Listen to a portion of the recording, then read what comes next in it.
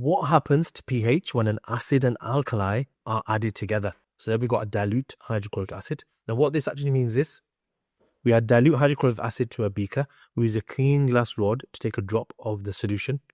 We place the drop on the universal indicator paper on a white tile. Wait 30 seconds and compare the color to a pH chart and record the pH. Then you stir and you would repeat. Now what we're going to do is we take an alkali. In this case, we're taking a base. A base is the solid version. When it dissolves into a liquid, then we call it an alkali.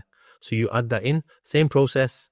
You stir, take one drop, put it on universal indicator paper, compare to the pH chart.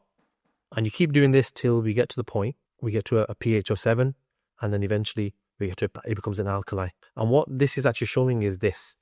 Initially, what's this full of? Is full of H+.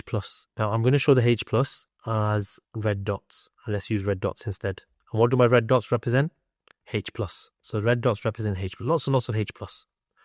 Now, as soon as I add the alkali, what does the alkali do? H plus OH minus becomes H₂O.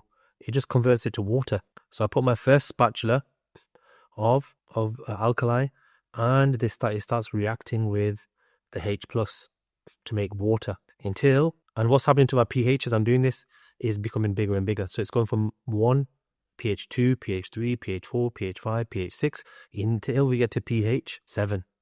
Now if we add alkali into it, now what's happening is we're adding OH minus to it.